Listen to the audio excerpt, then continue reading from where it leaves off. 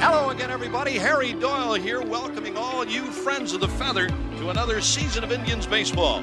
A lot of new faces in Chief Wahoo's tribe this year as they take on the defending American League champs, the New York Yankees. And hopefully we'll have some of the names that go with those faces before their first at-bat. Anyway, listen to the roar of the crowd as the Indians take the field.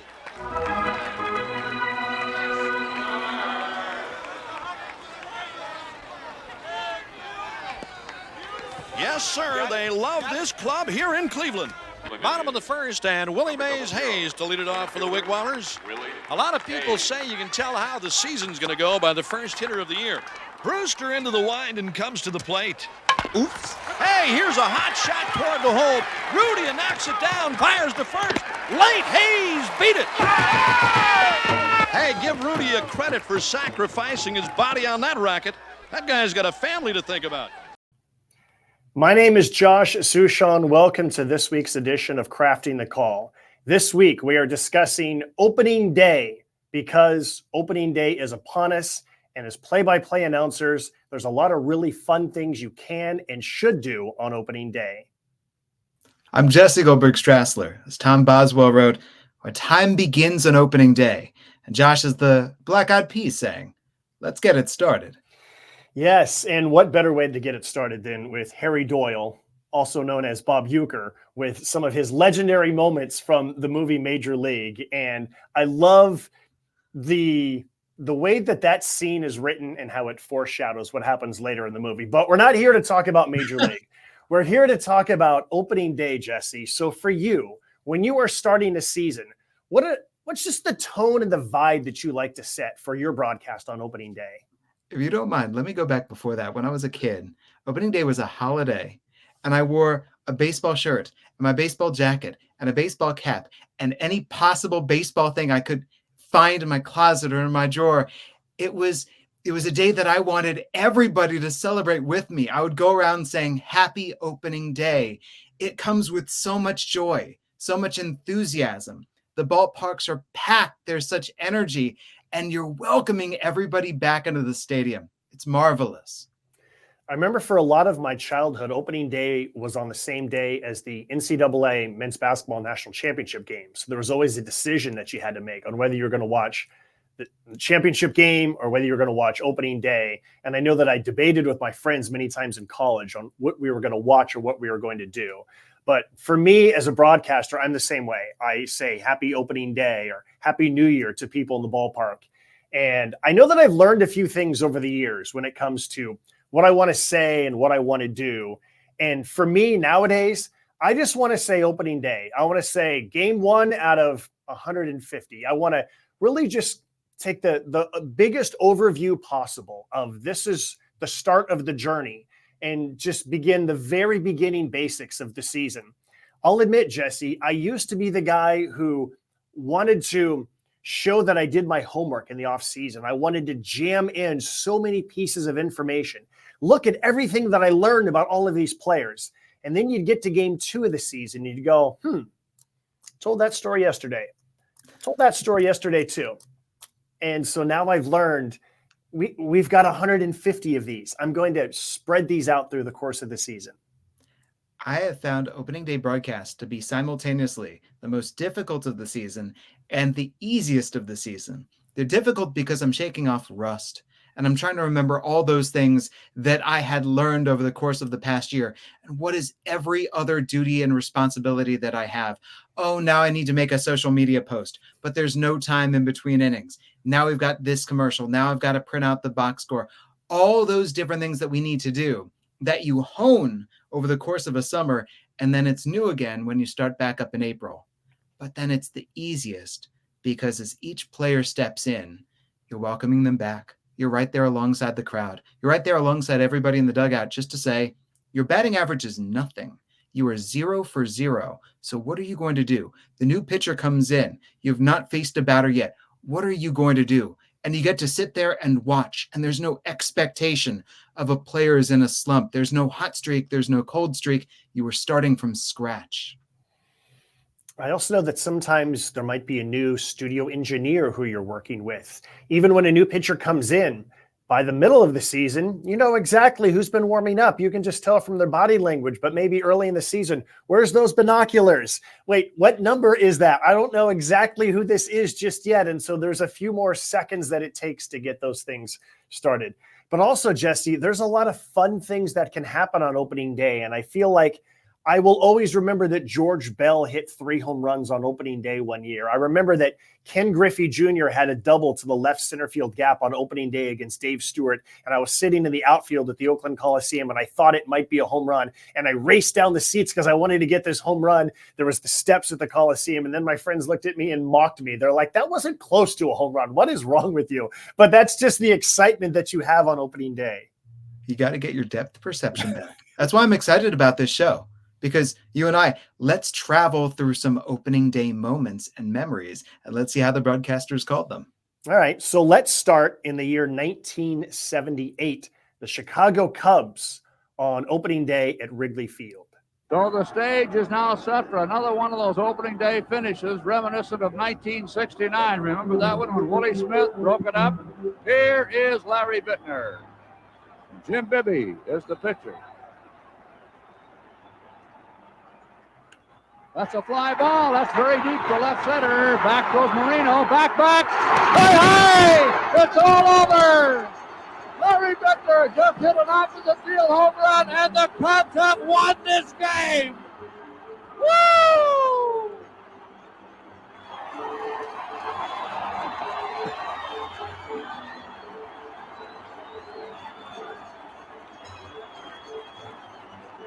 Woo!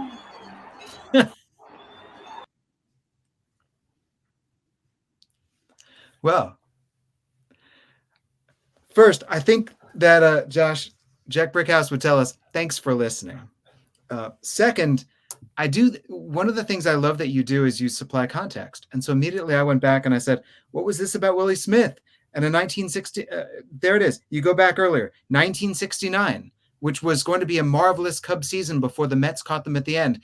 Pinch hit, walk-off homer in the 11th inning. So I'm glad that Jack, in setting the stage and saying there could be some magic, he's setting the batter, he's setting the pitcher. Now I'm going back and I'm going, oh, this was a cool Cubs moment too. As far as the actual highlight goes, Jack is whooping it up in that broadcast booth. Maybe Jack didn't do a whole lot of spring training games. I did not particularly like the scream. Either one of the screams that was in there. I think you can tell that Jack got surprised by the home run, that he was not expecting that to get out. So my personal preference is I didn't like the scream, but I do think I like how his energy, you can tell how much he cares. I was actually a little bit surprised by the muted reaction. There's not this, maybe that's baseball in 1978, that there's not going to be jumping up and down at home plate. There's more like handshakes after you cross home plate. It seemed like it didn't feel like a mid-season, everyone was at their best type of call. No. And as you say, Larry Bittner, you've won this game on opening day at Wrigley. And he arrives at home plate, and there's a couple of guys there for him. And everybody else is lining up. What are we doing?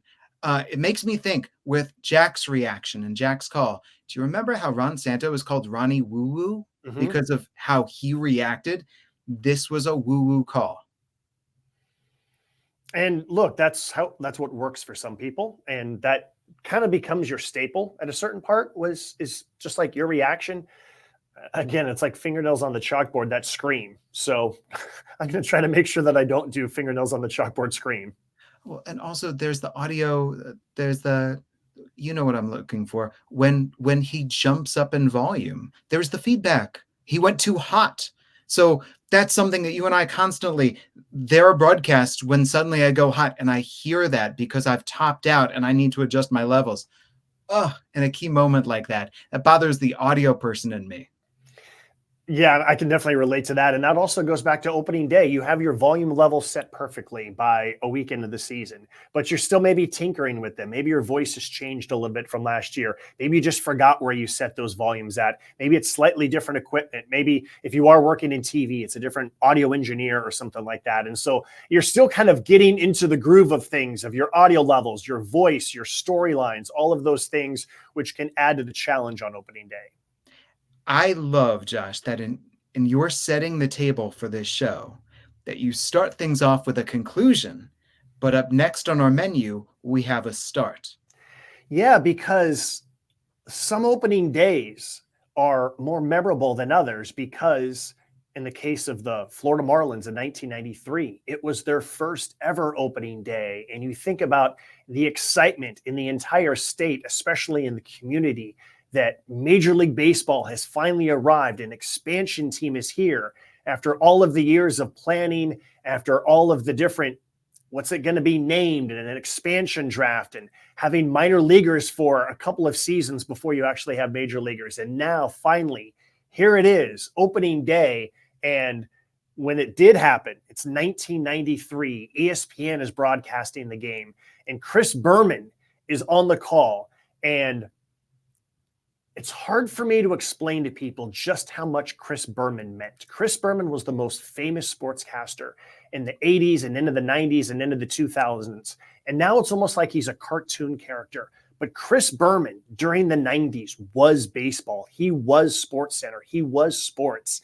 And so when Chris Berman was there, even though he was not a technically trained play-by-play announcer, you knew it was a big deal if Chris Berman was on the call. It was like a Gus Johnson. Let me put you on the spot. What was Berman throwing? What was his fastball in his prime? 102 miles an hour, every single pitch. Berman, that's the way he lived life. That's the way that he did everything from prime time to play-by-play. There was no third gear, fourth gear. Everything was fifth gear. Here is my best fastball at all times. Well, he's going to be calling a guy who didn't throw that kind of heat. Let's take a look. In the major leagues. And then mark it down. First pitch was a strike. First pitch at 212. And was it? A knuckleball. The first pitch, surprise, was a knuckleball. 0-2, Huff ahead. Well, it's on every pitch here. This is going to be great. Well, Charlie Huff was asked the other day what his first pitch was going to be, and he said it'll be strike one. That's right. This is great. They're already looking for the first strikeout as if it's a Nolan Ryan mowdown coming up here. Oh, and he's punched out. Frank Pulley called the pitch on the outside corner. And the Marlins have won the World Series. There's one out. Josh, if you don't mind, keep it going. 2 more pitches into the Brett Butler at bat.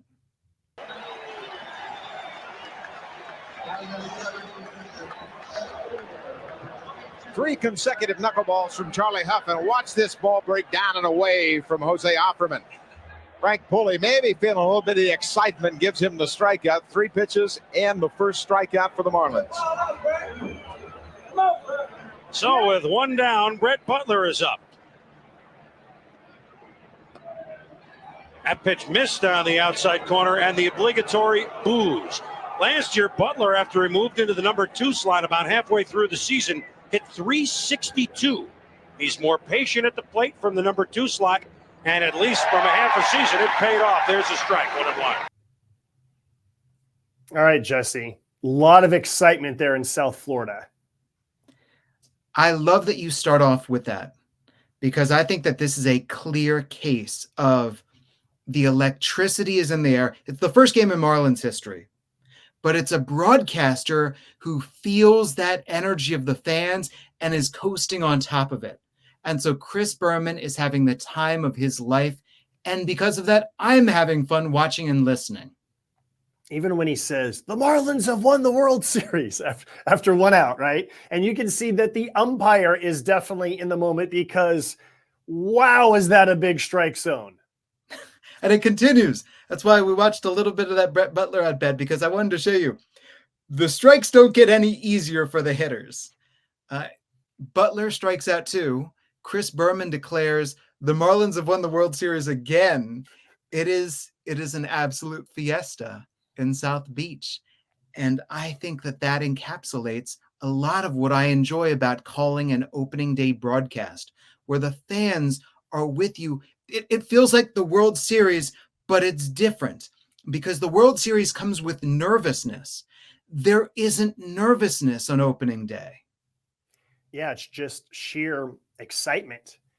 I think that there's certain times on opening day that it's okay to be over the top. And this is a time to be over the top because of that, right? I think there's times as a broadcaster when you have to maybe create or manufacture some energy that's not there. And then sometimes I think you have to completely lay out and let the crowd provide all of the energy, provide all of the storyline. And I think this is a good example of the crowd is up here. The broadcaster is up here. The umpire strike zone is like this. And that's sort of the excitement of the first inning, the first game in the first year of the Florida Marlins. It changes the stories that you tell as well. Like Buck Martinez sharing, we asked him what the first pitch was going to be, and he said it was going to be strike one. That's what opening day is like. Because as you said, you can't empty the bank of all of your different stories. It's better to just say, hey, let's talk about opening day. And because of that, you ease your way in. Well, sometimes on opening day, it's really warm and sunshine in South Florida. And then there's other years where it's not so warm, where it is very, very cold. And that becomes a part of the opening day storyline. And so we're going to go next to 1996. And what I like about this next clip is we're about to see, it's the final out of the game. And so there's really nothing special about what we're about to see. But what I really like, Jesse, is how the final out is framed and then the initial opening day storylines. Yeah, you're right about that crowd. Those that are remaining are still riding on every pitch.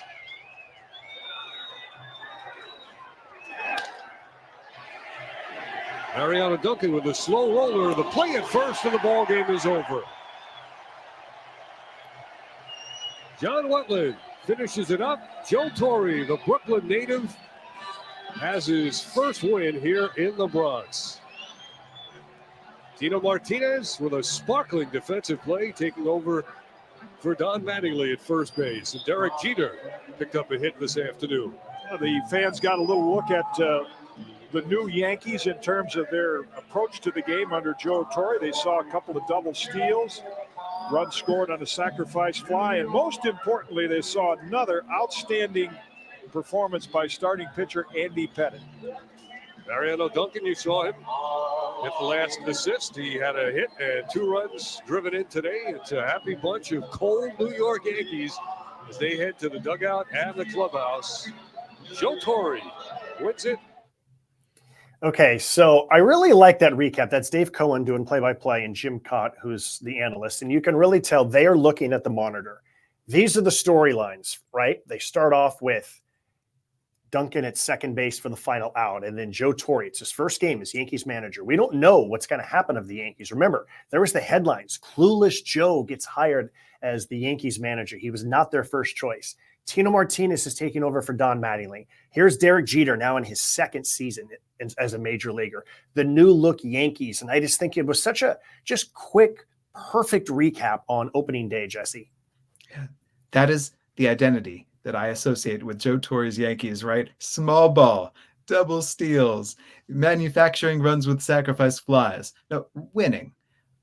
It had that great comfortable feel to it. Everything was comfortable. It's a comfortable ground out. It's a comfortable victory.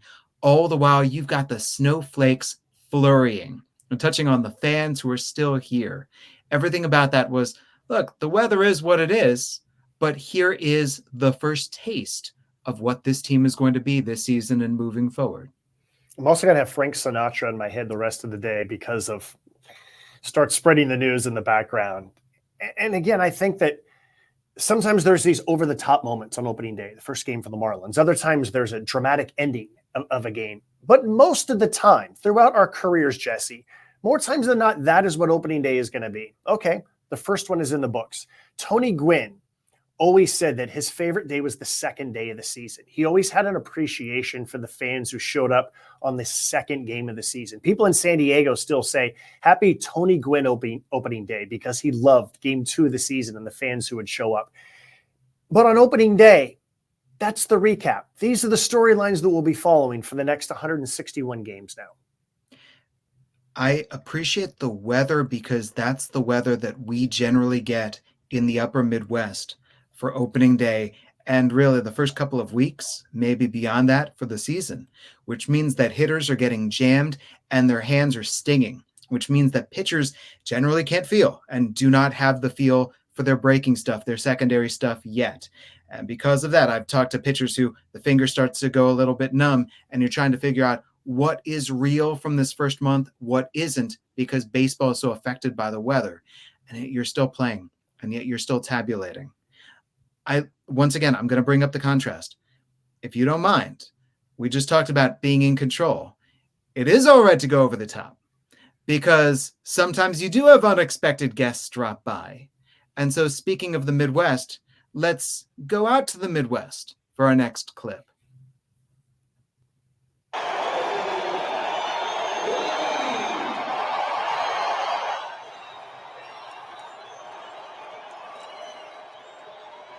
We don't know how well Willie can run.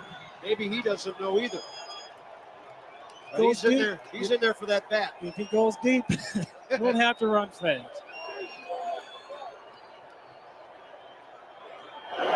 Willie with a high Get out of here. ball, deep right field. Santangelo. It's gone! Yeah! This ball is gone! Oh, man. Ozzie, you get to go home. Your boy did it, and the Cardinals win it 2-1.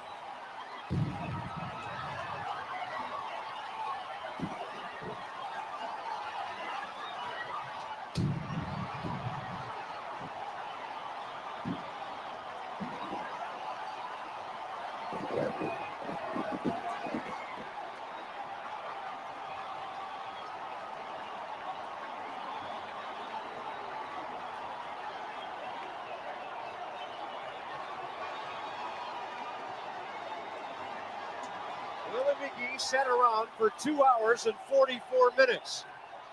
At the 2:45 mark, the ball went out of the park, and the Cardinals beat the Expos on opening night 2-1. Okay, so that is Bob Carpenter that is on the call, and I think most people understand that when he said Ozzie, that is Ozzie Smith, and so that is Willie McGee's longtime friend and teammate, Ozzie Smith, who's the analyst at the time. Willie McGee returning to St. Louis. They weren't sure if he could run much. Ozzie perfectly foreshadows he's not going to have to run if he hits it out of here. And I know I'm going to be contradictory here, Jesse, because I did not like the screaming in the Larry Bittner home run. But this one, because it's Ozzie Smith, because it's his teammate, I enjoyed the scream, the howl in that one. I liked that I was almost expecting Ozzie Smith to say, "Go crazy, folks, go crazy." Ozzie foreshadowing it. Ozzie talking about the potential for a home run. Now, this is a Kirk Gibson moment, isn't it? Mm-hmm. Here comes your veteran lefty without wheels, stepping up to home plate, trying to end the game with a swing because he can't motor. But it's Willie McGee, who's made his living via speed. And so what's going to happen? Lefty homering out to right. I enjoy the connection with Gibson, but I enjoy even more Ozzie Smith. To me, you mentioned Tony Gwynn opening day for San Diego. They know what those words mean together. Game 2. Ozzie Smith opening day for me means backflip. When you introduce the starting lineups, the full roster for the St. Louis Cardinals, and their races Ozzie out to play shortstop for years upon years, he would punctuate it with the flying backflip, and it was awesome. There are so many different reasons why he was beloved, and not just in St. Louis, why he was the wizard. And his charisma comes through, and so does his joy. And so the meaning of the home run suddenly connects you more to it, all the more because Ozzie is so likable. This is his great friend. He's in the booth, and his thrill becomes my thrill as well. A really good long layout between Bob Carpenter and Ozzie Smith after that, where, okay, we've called it, we've screamed, we're excited, you can hear the smiles. Now we're going to lay out, we're going to show the crowd, we're going to show the celebration. I like what Bob Carpenter said a lot. For 2 hours and 44 minutes he watched. That reminds us, he came off the bench, he was a pinch hitter, and at the 2 hour and 45 minute mark, this pinch hit home run, final score 2-1. I think it's a textbook call from Bob Carpenter after the long layout of what to say opening day all of those things I think was really good too. If I told you Bob Carpenter home run, I think you would say, see you later. That's his home run call. They can't get it in here because Ozzy is here. And so I love that because of that, he goes into encapsulating the moment, saying what it actually is when it's time for him to speak again. And I really appreciate that as a broadcaster. That is excellent play-by-play. Well, when it comes to excellent play-by-play, we talk about Vin Scully a lot because he set the standard. So the next clip we're going to show is actually 3 clips in one, and it's from the year 2000. And I want to make sure that this gets set up properly. 2000 is the first year of the San Francisco Giants' new ballpark right on the water. It was called Pacific Bell Park at the time. Remember, the Giants looked like they were going to move to St. Petersburg, Florida, right? There had been 4 different attempts at a ballpark, 2 in San Francisco, 2 in the South Bay. The voters said no. They finally got this new ballpark. It opens in 2000, right on the bay. And the Giants, number one, they made sure they started the season on the road so that there was an extra week in order to get things ready for the brand new ballpark. And the Giants also requested that they play their longtime storied rivals, the Los Angeles Dodgers. They wanted to open the ballpark against the Dodgers, and Major League Baseball thought it was a great idea, so they did. So that means that Vin Scully is on the call for the Dodgers, and we're going to listen to Vin. It's a day game in San Francisco. Part of the reason why Candlestick was so terrible is because it was so darn cold. It was miserable going to games at Candlestick, Jesse. And now you have this new ballpark, and it's a day game, and it's downtown, and people are walking from their offices. It really felt like an entirely new chapter in baseball. The Giants had almost left multiple times, actually, and now they're starting, and it's a day game. I remember how hot it was that day, thinking, wow, this is a new chapter. And the hated, storied rivals, the Dodgers, are in town. And the Giants have to win this game. The Giants have to beat their rivals. And then there's this player for the Dodgers who ends up stealing the show. Here's a drive into deep left center. Bernard going all the way, and this one is over the wall. A home run for Kevin Elster. So Elster clears that center field fence to get the Dodgers even. Now it's 4:04 out there. I mean, that is a long poke. The wall is 8 feet high, and Kevin just cleared it all. And a towering fly ball to left. Bonds to the track at the wall. Elster has hit another, and the Dodgers take a 3-2 lead. So it looks like Kevin from Texas, and the kid throws the home run back on the field. Kevin will take it. So Elster has driven in the 3 Dodger runs, and they take a 3-2 lead. It is a tremendous story, and Elster is a very popular player. And you'll learn to like him. You certainly like him right now if you're a Dodger fan, as he hits the second home run of the day. High fly ball into deep left field. Kevin has hit another one. 3 home runs for Kevin Elster. Can you believe that story? The guy who had dropped out of baseball, stayed in shape merely to stay in shape. No thought about playing more baseball. And now he has a 3 home run game. Kevin with 4 runs batted in. Let's take another look at number 3. Fastball out over the plate, slightly above the knees. That's a BP spot. And he just killed it. What a story. And what a great job by Vin to tell the story, Jesse, understanding he was just staying in shape to stay in shape. And to me, it'd be really easy to go over the top in the situation with 3 home runs. And I think this is an example of Vin at his best, of describing what's happening and then immediately getting into the backstory of why this is so improbable. There's amazement and appreciation, and then that molds into the storytelling. And there aren't excess details there. There is, here's Kevin, here's what he's done.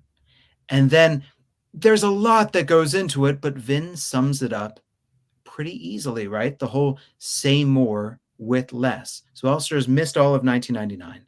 He was a guy who came up with the miracle, 1986, the Amazing Mets. And then, as it turns out, this is going to be his final season in the major leagues. So what needs to be shared? Well, I agree that Vin finds the right amount of detail to put in. It doesn't overwhelm. It doesn't continue on. It is, here is what he's doing. He is new. Here's why he's new. Here's where he's come from. And I can imagine he's one of your favorite players right now. Even the way that Vin says he's a very popular player, you're going to like him. You like him right now. I just feel like these are the phrases that you say on opening day, especially when you're the longtime television voice and you're introducing these new players to the audience. Not everyone follows every game in spring training, reads every article. You might even be thinking, who is this Kevin Elster? I think I remember this guy from back in the day. Maybe I had his baseball cards back in the day. And the improbable nature of that, you still to this day, Jesse, you ask Giants fans about the first game, and maybe they've added a middle name for Kevin that we shouldn't say on here. And I think that's part of just what made that opening day so memorable. It's a brand new ballpark. It's super warm. We're not sure how the ballpark is going to play. Is it going to be a bandbox because that's only 309 to right field, but there's this really high wall. It looks really deep to center field. How's it going to play? Well, Kevin Elster hit 3 home runs, and there was also a triple that catcher Doug Mirabelli hit to right center. And I remember a bunch of us jokingly referred to it as Mirabelli's Cove because out there in right center. And all of us thought, oh, this place is going to be a bandbox. Even Kevin Elster hit 3 home runs. As it turned out, that was not the case. It turned into one of the most extreme pitchers parks, all of which made that opening day so memorable, both good and bad for Dodgers and Giants fans. This is the fun of opening day. It's one of 162. It carries the same weight as the next day, or a day in May, or a day in August. But we remember it because that's the first. And for the Giants, it's the first in the new ballpark. For Elster, it's the first of his last season. We had earlier the clips with the crowds going nuts. And so how do the broadcasters react when the crowd is electric? Here's the exact opposite. Here, the Giants crowd has been punched in the stomach. And so how does Vin react? What is his energy compared to the crowd's energy? And I appreciate it. I think for a lot of players, certainly if you do something in the postseason, that is your long-lasting memory. But if I say Tuffy Rhodes to you, Jesse, what comes to mind? 3 home runs in opening day. Exactly. And so these are the moments that stand out, and players know it. I've talked to so many players, and they say, every year I get nervous. There's some who have said, sometimes I'm choking back tears when they get introduced, especially maybe if it's their rookie year, or maybe they were injured and they came back and they get introduced. It's one of the rare times where there's really, truly no ego on the field because everyone always appreciates opening day. Everyone wants to get off to a good start. Everyone wants to have that moment where if I say your name, you smile and you say, opening day, 3 home runs. I think about Bob Feller. We have the Heisman moment for the Heisman Trophy winner. What moment during the season was the highlight worthy that you associate with what is going to be the trophy winning season? Bob Feller throwing a no-hitter on opening day. When I try to sum up one of the greatest pitchers in baseball history's career, a Hall of Fame career, that is probably the very first thing that I think about was the Chicago White Sox players began opening day 0-for, and they ended opening day 0-for. All right. One last clip that we want to show, which also is another example of what happens when the weather has an impact on opening day. That isn't snow. Was that a Pinocchio? 1-1, skied to right. Deep and gone! Miguel Cabrera's 350th is a Tiger. Second base. He thought it was a double. How about that? That's awesome. On opening day Look in at the the confetti. snow-filled stadium. Confetti. Oh my gosh. The outfielder Miggy couldn't see it. He slid into second. We've got a whiteout.